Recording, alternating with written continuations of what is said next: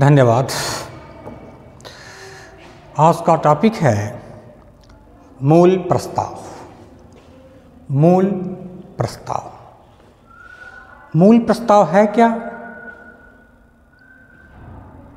ऐसा प्रस्ताव जो अपने आप में पूर्ण हो। ऐसा प्रस्ताव जो अपने आप में पूर्ण हो, मूल प्रस्ताव कहलाता है। मूल प्रस्ताव को इस प्रकार से तैयार किया जाता है।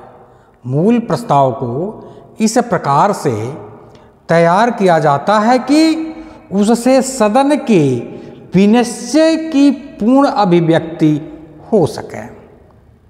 मूल प्रस्ताव को इस प्रकार से तैयार किया जाता है कि उससे सदन के विनिमय की पूर्ण अभिव्यक्ति हो सके। अब निम्न प्रस्तावों को हम मूल प्रस्ताव मान सकते हैं। मूल प्रस्ताव हम किन्हें किन्हें मान सकते हैं, उसको देखा जाए तो लोकसभा तथा राज्यसभा के अधिकारियों को निर्वाचित करने अथवा पद से हटाने के लिए प्रस्ताव। पहला मूल प्रस्ताव क्या है? लोकसभा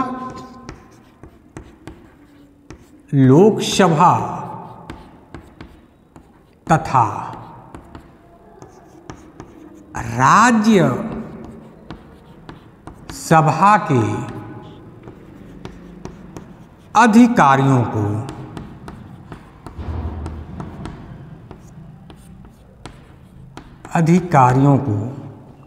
लोकसभा तथा राज्यसभा के अधिकारियों को निर्वाचित करने अथवा पद से हटाने के लिए प्रस्ताव को निर्वाचित करने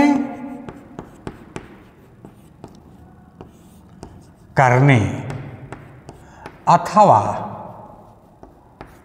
पद से हटाने की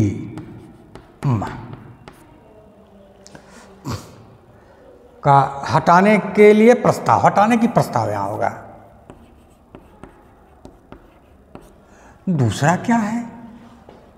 दूसरा क्या है? अविश्वास प्रस्ताव। अविश्वास प्रस्ताव दूसरा है अविश्वास प्रस्ताव। तीसरा है विशेषाधिकार प्रस्ताव। तीसरा है विशेषाधिकार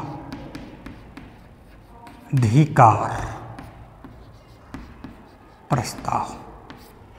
तीसरा क्या है? विशेषाधिकार प्रस्ताव।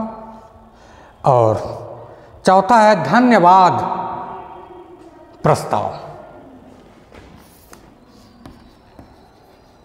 धन्यवाद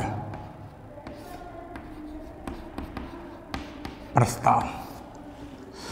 तो मूल प्रस्ताव में क्या क्या आ जाएगा? लोकसभा तथा राज्यसभा के अधिकारियों के निर्वाचन या हटाने का प्रस्ताव। दूसरा है अविश्वास प्रस्ताव। तीसरा है विशेषाधिकार प्रस्ताव और चौथा है धन्यवाद प्रस्ताव। अब संशोधन प्रस्ताव। संशोधन प्रस्ताव वे होते हैं जो मूल प्रस्ताव में संशोधन करने के लिए पारित किए जाते हैं। संशोधन प्रस्ताव वे प्रस्ताव होते हैं जो मूल प्रस्ताव में संशोधन के लिए पारित किए जाते हैं। संशोधन प्रस्ताव। संशोधन प्रस्ताव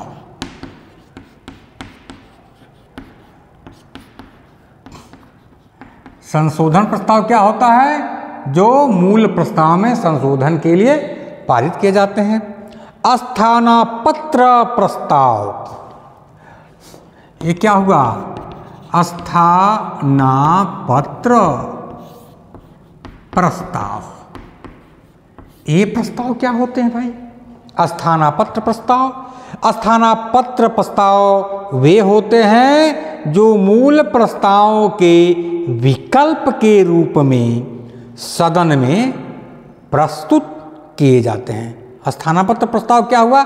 जो मूल प्रस्ताव के विकल्प के रूप में सदन में प्रस्तुत किए जाते हैं वही स्थानापत्र प्रस्ताव हुआ।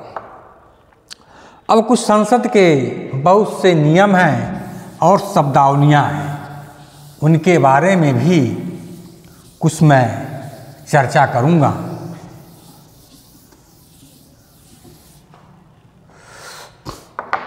तो संसद के महत्वपूर्ण नियम एवं शब्दावलियाँ। संसद के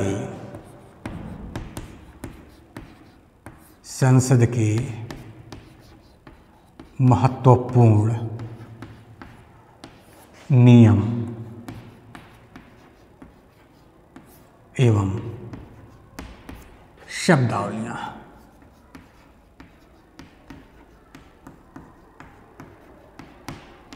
ठीक है, संसद के महत्वपूर्ण नियम एवं शब्दावलियाँ।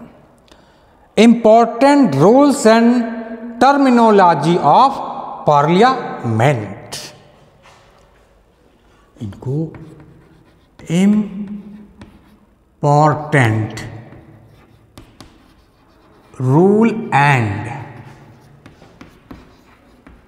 Terminology of parliament.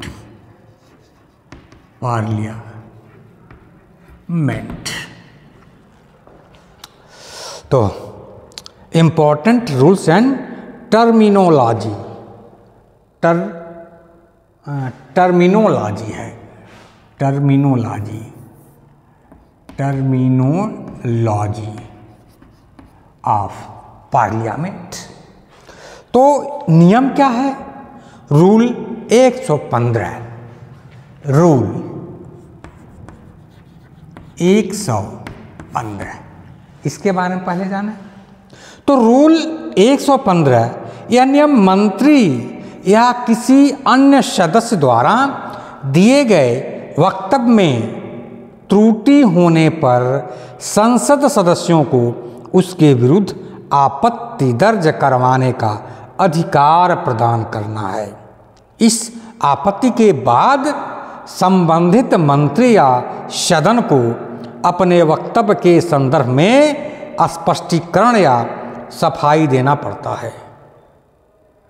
नियम 184, रूल 184, रूल 184 ये क्या है? यह नियम सार्वजनिक हित के मामलों पर संसद में चर्चा किए जाने का प्रावधान करता है। चूंकि इस नियम के अंतर्गत चर्चा या बहस के बाद मतदान का भी प्रावधान है, इस कारण सामान्यतः सरकार द्वारा इस नियम के अधीन चर्चा करवाने से बचना चाहती है। रूल 193, रूल 193,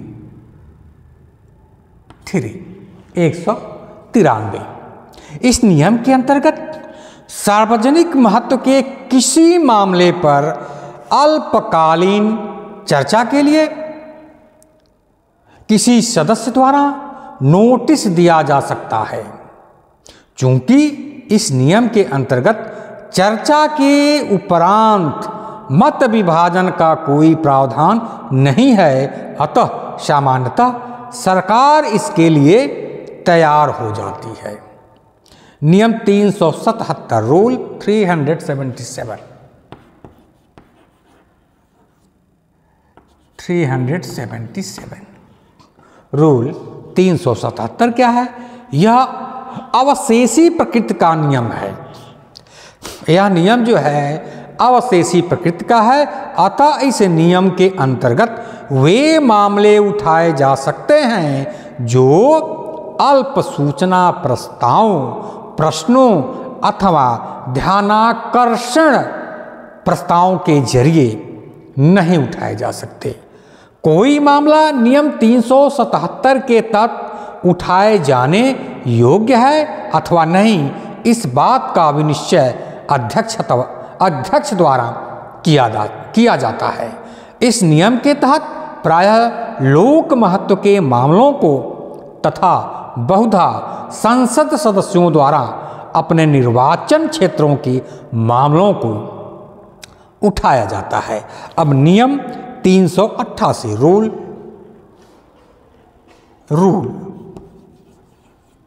388 ये क्या है?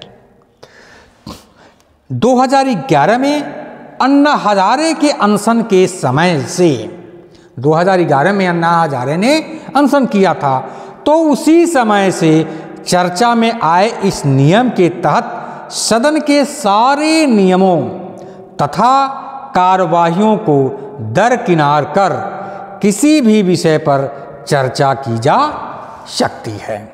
अब संसदीय शब्दावलियाँ क्या हैं उसको भी देखें। ये नियम हो गया। अब शब्दावलियाँ, वो शब्दावलियाँ संसदीय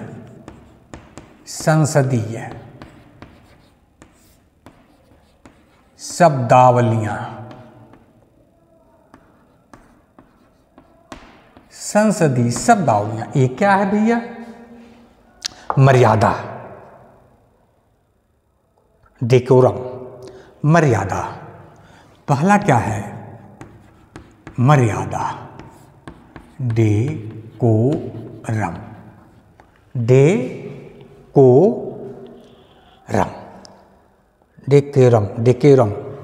डेकोरम नहीं, डेकेरम। अब डेकेरम क्या है?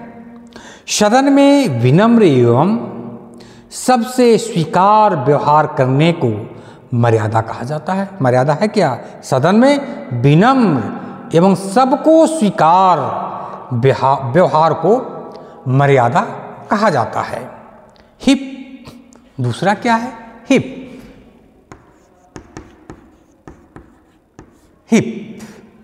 क्या है? यह एक प्रकार का आवश्यक निर्देश होता है।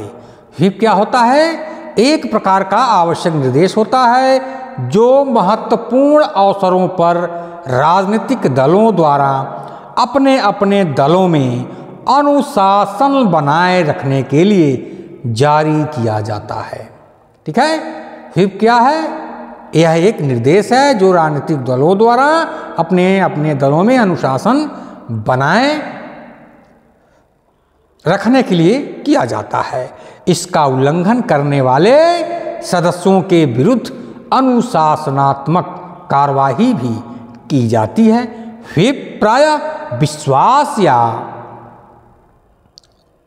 अविश्वास प्रस्ताव के समय या किसी अन्य ऐसे प्रस्ताव के समय जारी किया जाता है जिस पर मतदान होता है, और इस व्हिप के द्वारा राजनीतिक दल अपने सदस्यों को उपस्थित रहने का निर्देश देते हैं। अब तीसरा है क्रॉसिंग द फ्लोर या पक्ष त्याग। तीसरा है क्रॉसिंग द फ्लोर या पक्ष त्याग। तीसरा है क्रॉसिंग द फ्लोर या पक्ष त्याग। जब संसद का कोई सदस्य अपने मूल दल को जिसके की टिकट पर वह निर्वाचित होकर सदन में आया है। क्या है इसका मतलब? क्रॉसिंग द फ्लोर, जब संसद का कोई सदस्य अपने मूल दल,